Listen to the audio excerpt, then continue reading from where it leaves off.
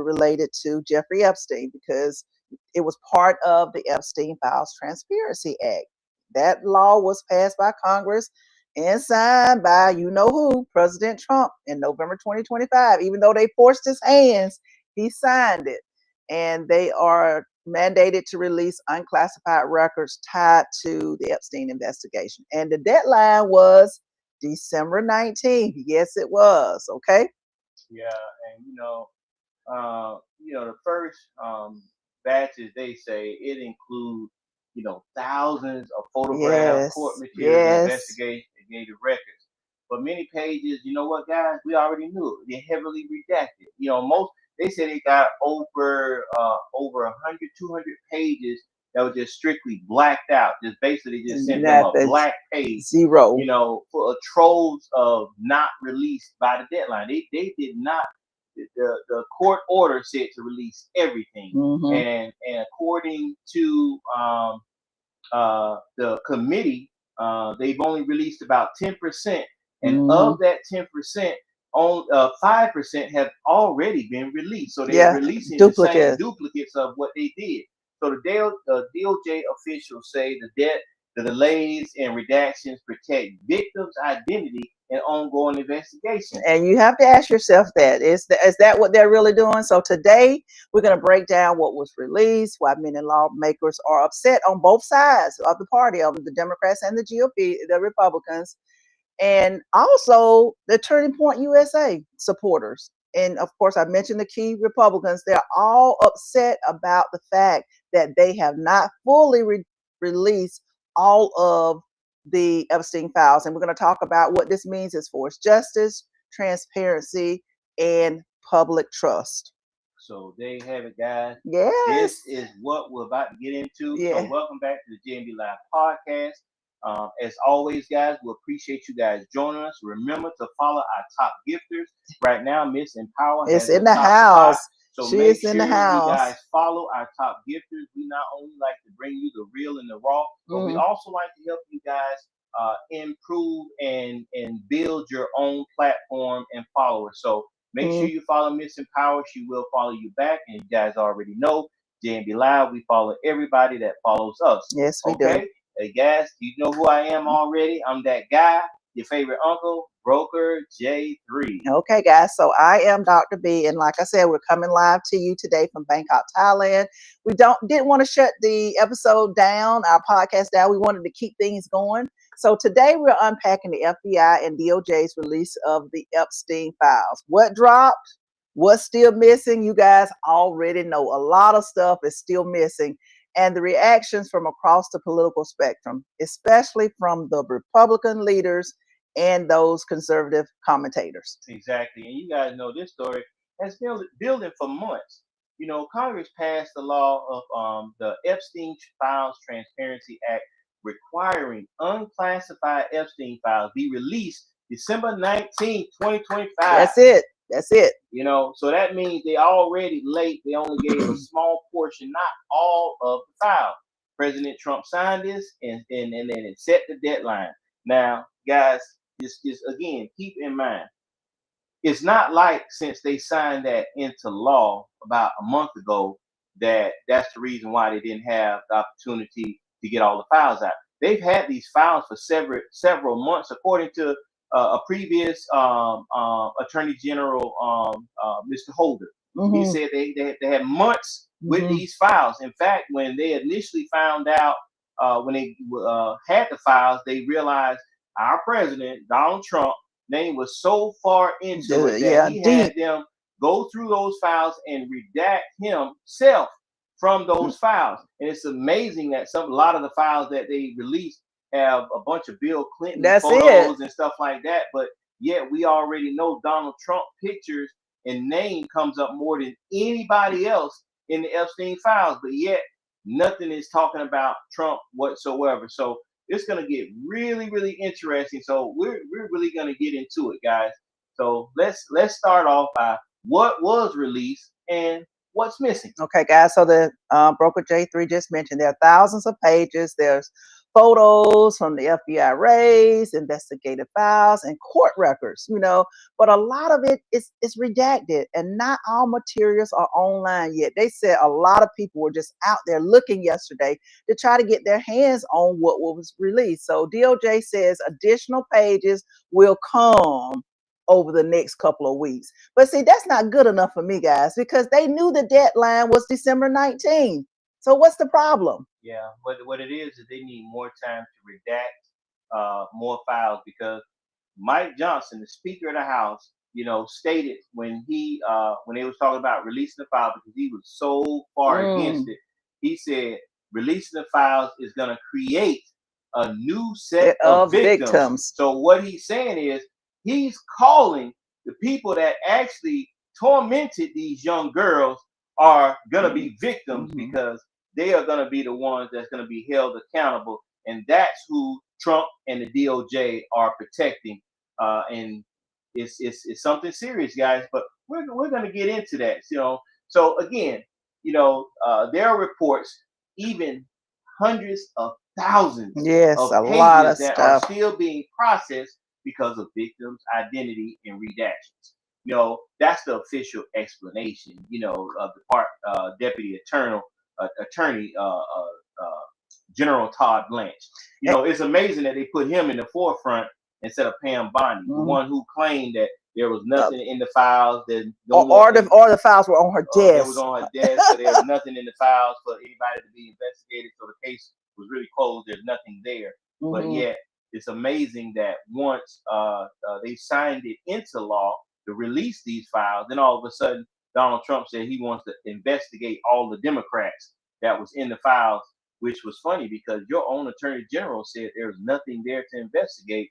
But now that files being released, you're trying to push all the Democrats who was involved. But it's going to get really interesting. Yeah, and the issue that I'm having is, instead of releasing a portion of the Epstein files, why didn't they just ask for an extension? You knew that everything was due on December the 19th. Exactly. So why you didn't just send something out asking for an extension so that you could have it in writing about what you're going to release? They waited until December 19th to release some of the same stuff, and a lot of bogus stuff, and a lot of empty pages, so-called redacted.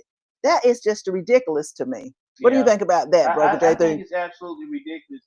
The way the whole thing has been going on, they knew longer than the 30 days that they had to release these files, what they had to do. And it's just, we knew, we talked about it for the last few weeks. We knew that this was going to happen. We knew there was going to be redaction. And what's funny is these files supposed to be searchable. So if you wanted to say, well, I want to look for photos with Trump and Epstein, they supposed to come up. Or if you say, I want to look for everything that has Donald Trump's name, it's supposed to come up. That's how it was requested from the judge. And it's ridiculous. It's basically saying, Judge, F you. We're going to do what we want to do. What we want to do. Put out what we want to put out. And even the judge stated that anything that is redacted, to explain the purpose of the redaction. Where redacting is because there is a victim that is involved. But the redaction is the whole page. The whole page, exactly. The whole damn page. Okay, guys. So this has created backlash. Thank you, Miss Empowered. That's right. Backlash from both sides, Republicans and Democrats, because the law was pretty clear. It is a law. They are breaking the law by not releasing the files. It was pretty clear on the deadlines. Some think the department is dragging its feet, and that's exactly what they're doing, because they knew of the deadline. Yeah, and we saw it coming. I knew it was. I called it. Yes, we saw it coming. This is not a surprise, guys. Now, what we want to do is let's talk about this GOP reaction and the turning point that it's going to take. Okay, here's where it gets really interesting politically. On one side, the Republican side, the reactions range from angry criticism for partial release to acquisitions of, political gamemanship. Basically, they're just saying, Trump is releasing everything that he possibly can within the law, to protect the victims. That's how they're putting it. Yeah. Okay, guys. So now we've got some Republicans that are stepping up. Representative Thomas Massey, he actually co-authored the law with Ro Khanna, Democrat, said today's partial release grossly fails to comply with both the spirit and the letter of the law. So what I'm thinking, guys, they're going to start some type of prosecution because they have violated the law. Yeah, they already stated that they're going to sue Mm-hmm. the Trump administration for blatantly just disregarding what the Contempt, judge a said. contempt. Because his Mm-hmm. whole administration has been going against judges' rule and law. Judges say you can't do this or stop doing this, and Trump say no. What we're going to do is we're going to keep doing it and see if we can find a judge that can overrule Right, this judge. exactly. And that's what his whole administration has been about. That's what the whole thing is truly been about. Now, this is significant because Massey, the Republican from Kentucky, he's a conservative Republican, Meanwhile, groups like Turning Point USA, conservative media commentators have been pushing for full transparency. Disclosure. Yes, they have. And they've been claiming that any delay or heavy redaction fuels distrust. Now, we already talked about hundreds of pages, black pages. That's it. Black pages now. So influencers in the space argue that withholding documents only stroke speculation and conspiracy narratives about the elite protection. They're protecting those billionaires and rich people who was pedophiles. Yeah, exactly. Now, based on broader GOP activists, commentary patterns around transparency issues. So they feel like they're doing their job. They're releasing as they can, but we already know they're playing with the law. Yeah, and you know what, Broker J3 and I had this conversation earlier today. Is sometimes I hate to get off on a little tangent, but God puts us in a situation. A lot of people are waking up and learning that the rich people are always going to protect the rich people. Yes, that's the world that we live in. You got rich people protecting rich people. They know the people in those files are getting away with rape, all kinds of charges where they should not have been messing with those young girls. But because they're billionaires and the rich is protecting the rich. And some people it's a wake-up call. But now, according to those MAGA supporters, Turning Point USA being one of them, they want those files released, guys. They are adamant about a lot of GOP Republicans want those files released as well. But so Doc B, when you really think about the whole story on Epstein, now let's get real, guys. This is a guy that already was convicted of these crimes. So the thing is, how is it? Now, let's go back to the original time that it happened. How is it that he got such a sweet deal that it protected everybody else who was involved except for him and Ghislaine Maxwell? How is it that everybody else that was involved has been protected since then? Now, if I go out and pedophile or rape a young girl, they're gonna have my name all on the news. They're not protecting my name. They're not protecting Broker J3 and say, hey, we can't talk about the person that was accused. We don't want to talk about the victims. We don't even want to let the victims know that he's not being charged. Listen, we've seen it too many times that if these type of crimes happen, these people's names are all over the place immediately. So why is it years later people don't even know who the ones who committed the crime, crimes against these young ladies? Okay, guys, go ahead and like, share, and subscribe. And thank you guys again for joining us. We're going to continue this conversation. Please chime in. Thank you for the gifts. And follow we our appreciate top gifters, follow our top gifters. We appreciate that, guys. So the House GOP leadership also has been pulled into this because guess what? If the GOP is protecting the president, then guess what? The constituents are now into play because they're looking at the GOP, the senators and the House of Representatives saying, hey, you're protecting the president. Make the president responsible for delivering those files. So they're getting pulled in. And Speaker Mike Johnson, he just gets on my last nerve. Yes, he advocated bringing the release of vote to the floor. And they align with Turning Point USA, highlighting the importance of letting the full facts hit the public. But guess what? Mike Johnson really, he don't want those files released, guys. Just think about it. He probably knows exactly what's in the files. I'm sure he does. Many of them, especially that's associated closely in that Trump regime, understands what's going on. Now, even outside of Congress, some conservative commentators are suggesting today's partial dump, especially with heavy blackouts, looks like a cover-up. But we already know that's what it is. Exactly what it is. Now drawing from the right-wing audience and potential base voters, they're wondering what's going on. You know, that's part of the title of our broadcast today. You know, these files have been dropped, but you know, it's a lot of stuff that's missing, and it looks like a cover-up. Cover-up, lies, and secrets. Exactly what it is. And so, what I'm anticipating is there's a lot of people already resigning, from Republicans that are resigning, saying they're not going to run for another term. I have a feeling that a lot more are going to resign because they know that this is a cover-up. They know that there are secrets, and they know that there are lies. It's coming. So let's talk about the Democratic criticism and the survivor advocacy.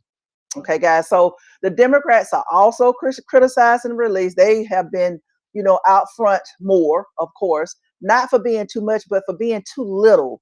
Ro Khanna called the partial release disappointing and said the Justice Department must justify every last one of those redactions, just like Broker J3 just mentioned a few minutes ago. Exactly. And advocates for Epstein survivors likewise blasted the release as incomplete. You know, they're saying that the redaction raised questions about accountability and transparency. They want full, unedited access to understand the scope of the abuse and networks surrounding Epstein. Exactly. So basically, they're saying this. They don't want what you're giving. Again, they've only given about 10%, which they was ordered to give 100% of the documents. They've only given 10%.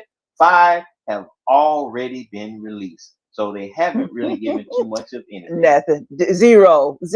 Okay. So guys, my takeaway from this all is this isn't just about legal technicality. It's a tug of war going back and forth over public trust. But Trump is losing public trust among his party, the MAGA supporters, because they want the release of the Epstein files as well as all of the Democrats. They want it as well. So that law was passed with massive bipartisan support. Now it is a law, but now how that law is executed has become a test of transparency, because those secrets, those lies are still being covered up, and political accountability. That's right. As I sit and think about this whole thing, this is no surprise to me and Doc B. We knew this was going to happen. The key right now is what happens next. Whether you lean left or whether you lean right, or maybe you just in the center, people are outright upset because the promised deadline is passed and full disclosure has not arrived. Critics on both sides now see this as a failure. Democrats see it as a failure because the Trump's administration just blatant outright disrespect to the law, and Republicans see it as a failure because they thought that the Trump administration released these files and put an end to all this criticism that Democrats and people are talking about the so-called Epstein hoax that Trump's been calling it forever. They want to put an end to it. And then some of you may say, why do we care? Why do we care about this?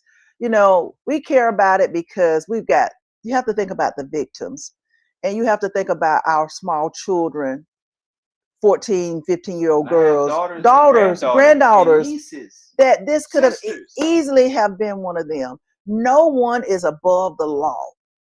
And if it had been anyone else, black or brown, they would lock them up and put them under the jail. Yeah, they would have been locked up years ago. So that's why it matters to us. Yeah, and Republicans, they are upset about the redactions and the delays. Don't get me wrong. It's not just Democrats. A lot of Republicans are outright upset about the redactions and the delays, and the Democrats are arguing that qualified transparency still isn't enough. Yeah, and they're considering filing lawsuits against the Trump administration. Yes, yes. So, and the DOJ. Yeah, and DOJ. Yeah. So this moment highlights something bigger. It's bigger than what's going on. It's bigger than us, and you have to think about the victims. It's not all about us individually. This is when government pledges transparency. The perception of follow through matters. If you say you're going to do something, if it's a law, then you need to abide by that law just as much as the substance. And for the survivors, it's all about justice. For the public, it's about trust. This is the president of the United States that's refusing to release Epstein files to cover up himself. This just, to me, that doesn't even make sense in a sentence. I can't believe I'm comparing our president is in Epstein files that's associated with a pedophile. I can't believe I'm saying that. What if that had been President Obama? Just think about that, guys. Or Biden. Or Biden. For politicians, this is all about accountability. I don't care who you are. Exactly. And watch how the political organizers, like, Turning Point USA, are framing this. Their push for full release plays into broader narratives about government openness and elite protection, because they are protecting, the elite, the billionaires, the multimillionaires. A lot of them are the ones that was associated with Epstein. We ain't talking about broke people that was visiting Epstein Island or his mansion. Let's get that clear, okay? Now, that could influence upcoming elections and public sentiment. Now, we already know, especially with Trump situation, even the first term, these elections are turning more into who can spend the most money. So who's buying him? Who's buying him?